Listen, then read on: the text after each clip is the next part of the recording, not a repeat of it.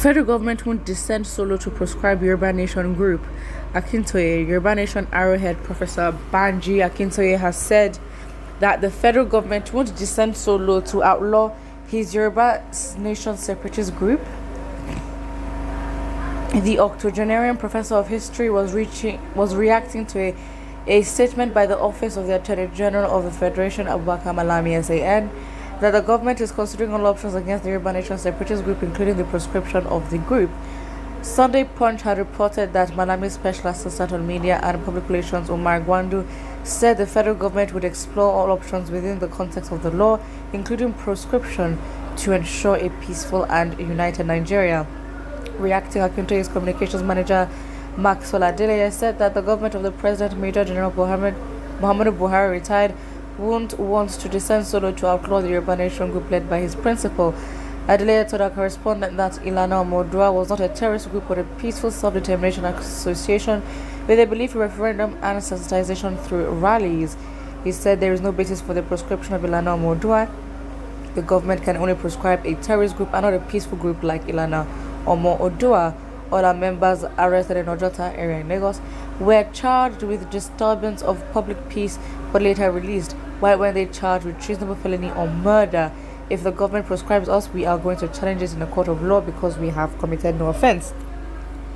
It is an organization that believes in the peaceful agitation for self-determination.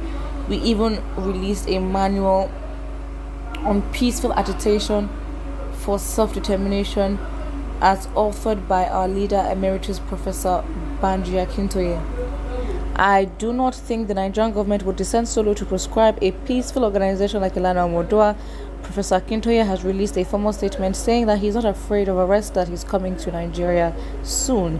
The spokesman for Akintoye also said the group had no association with the proscribed indigenous group of Biafra, indigenous people of Biafra, led by detained Nnamdi Kanu, and does not believe in a sit-at-home order issued by the group in the southeast.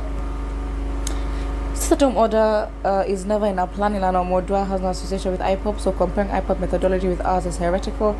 Our modus operandi is certainly different. With all due respect to members of IPOB, the only thing we have in common is that they want a Biafra nation and we want an independent Yoruba nation. We are for peaceful self-determination. We believe in referendum. We don't want war.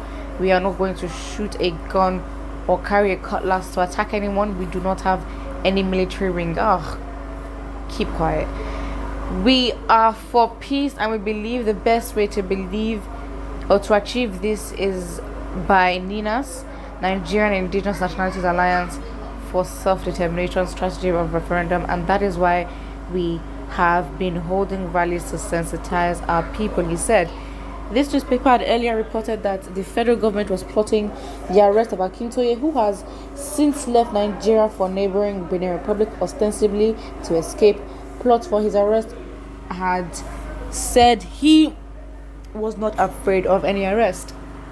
Akintoye, the leader of the umbrella body of Yoruba self-determination group known as Ilana Omodua, and embattled Yoruba Nation agitators Sunday Adeyemo, also known as Sunday Igboho, have been seen together at press conferences and rallies championing the cause to succeed from Nigeria and establish the Yoruba Nation.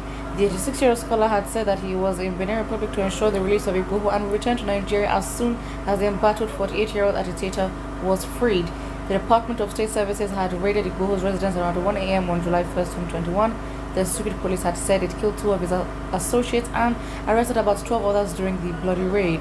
Igboho, who narrowly escaped the bloody raid, was subsequently declared wanted for allegedly stockpiling arms to destabilize Nigeria under the pretext of Yoruba Nation. The DSS had also alleged that it recovered 7 AK-47 rifles, 3 pump-action rifles, 1 stun gun, 221 live rounds of 5.56 millimeters ammunition, 1,295 live rounds of 7.62 mm ammunition, 1 jackknife, 1 walkie-talkie during the raid of Igboho's house on July 1st, 2021. Igboho had denied the allegations. After going underground for 19 days, Igboho found his way to Benin Republic, but luck ran out on him and he was arrested around 8 p.m. on July 19, 2021 by the Interpol at the Cameroon airport in Cotonou, where he tried to board a flight to Germany. Igboho was arrested after the federal government notified its West African neighbors, including the Benin Republic of Benin, that he should be captured. I'm just gonna end it there. So, I understand. Okay, cool. You don't know, okay? We can't deny that. Okay, there's a whole different marginalization. Listen, whether you choose to believe it or not, the government is definitely more harsher, much more proactive in terms of dealing and reacting and basically being harsh towards Biafra Igbos than any other tribe in Nigeria. Don't argue with me. That is just it, fact. Um, so it's not like, okay, cool. Um, you don't stand. Listen, you don't know, anything can happen, because if the government is bent on doing something, they would do it. They ban Twitter, they can definitely proscribe your group. You're not all that.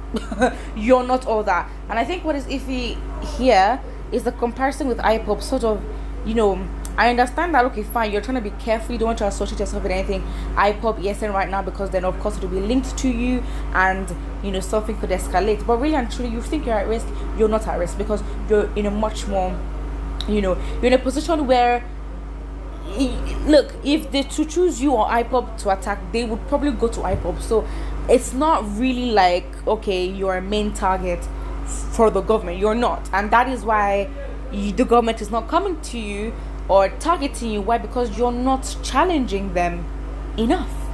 That's it. You have a representative challenging them. You don't have that. So it's like you're saying no disrespect to Biafran IPOP, but then really and truly you're being disrespectful, because you're like, oh, the only thing that you have in common is that you're fighting for separate nations. Yes, which is true, and it's absolutely fine. You don't believe in their methodology, you don't believe in what they do, you don't believe in their system order, but it's very much sycophant-like or sycophantic. I don't know what the word is, but it's like you're trying to prove that you're in a much better, more civilized way than IPOP. That even though yes, you're achieving the same thing, because you're not going through it in the same way, it means you're better than them. And I personally, I do not find that tone attractive. I find it very condescending, very disrespectful. You say you don't mean any disrespect, no disrespect intended, but then you just disrespected the whole group by saying that they are incompetent, and when they're going about it is wrong. And yes, you can have an opinion, but when you contrast it to yourself, in which you lift yourself higher than them and make them seem better, because really and truly, maybe benefit of the doubt, it may just be that you want to damage control, like, and you just want to disassociate yourself from anything hyper essence, so you don't have any trouble to yourself, which I understand. But really and truly, it's just a little bit disrespectful for me. Put what you think about it, and don't forget to like and subscribe.